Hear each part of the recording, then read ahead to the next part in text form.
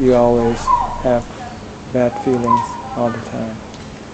That's why the Buddha stressed that the two actions that I mentioned early on, to do good things and to avoid doing bad things.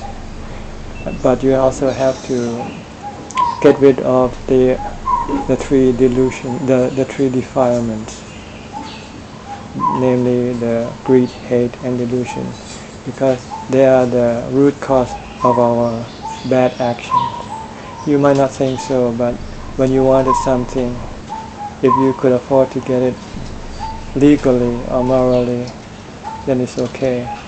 But if you cannot afford and you still want what you want, you might have to go steal or rob a bank so you can get the money to buy the things you want or to do the things you want to do. And this is because you have greed, you have desire, you want to do this and that, but really you don't have to do anything you can be happy. Just sitting still, you can be happy. But the reason why we cannot sit still is because of our greed. Our greed keeps on pushing us to go and acquire things, acquire this and that. And when we go acquiring things, we tend to go into a lot of troubles. We have to compete with other people, and we might have to do things not proper or not right or not legal. Then it gets us into trouble. But if we can overcome our greed, our desire to have this and have that, to do this or do that, then we can just stay at home and be safe and sound.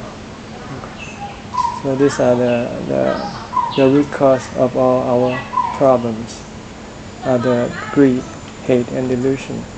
When you want something and someone stops you from getting it, you get mad at that person. You get angry, and you want to do something bad to that person. And the reason why we become greedy is because of our delusion. Delusion means that we don't know where true happiness is, where the real happiness is.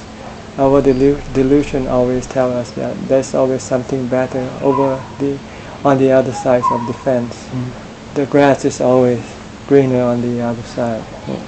But in truth, there's nothing good at all or that can really bring us true happiness.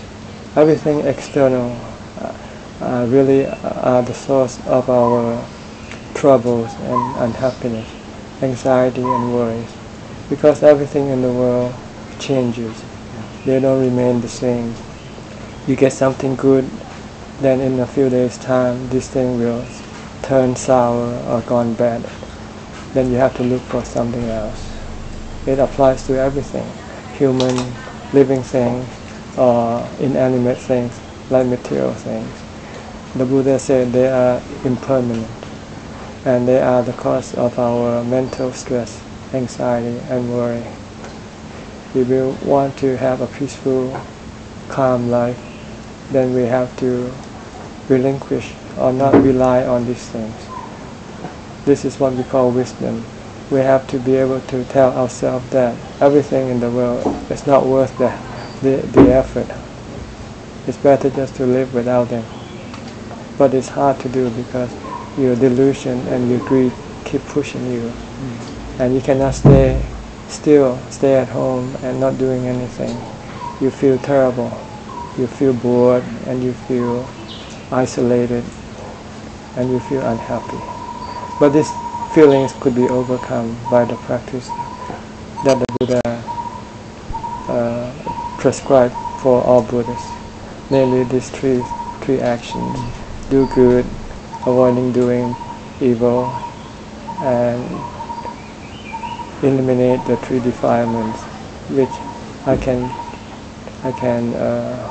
explain briefly. Doing good means like giving things to other people, helping other people.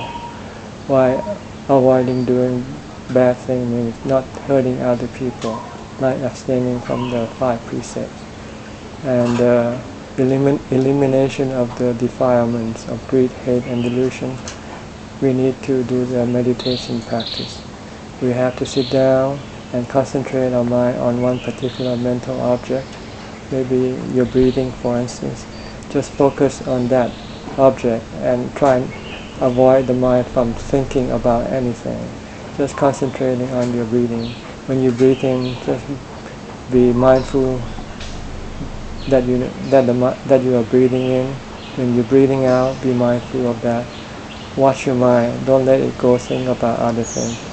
If you can persist in keeping your mind focused on your breathing, sooner or later your mind will converge and drop into calm, like a golf ball that you hit into a hole. Once the mind or the golf ball falls into the hole, it cannot move around. The same way, once the mind converges into what we call one-pointedness, then the mind will rest and become at peace with itself. At that stage, you will experience the spiritual kind sense of well-being, calm, contentment. If you can experience it just once, then you know the answer to life. This is the answer. This is what we are looking for. It's the Holy Grail in Buddhism. Okay? Turn. Long Paul, for those who have sinned, can they be redeemed? No, sin, once you commit it, you have to brace for the result that will come. But they could come, you cannot tell when they would happen. Maybe it never happened in this lifetime. Maybe it will follow you to your next lifetime. But the immediate results of sin is just like I mentioned earlier on. You feel bad. If you commit a crime, you will be afflicted with worries and anxiety. You're afraid when you look at a cop or someone, you're afraid that they might know what you might have done. This is already the result of your sin. You cannot absorb your sin, you cannot wash it. Is there really hell or heaven after life? Hell and heaven is already here in this life and also in our later life.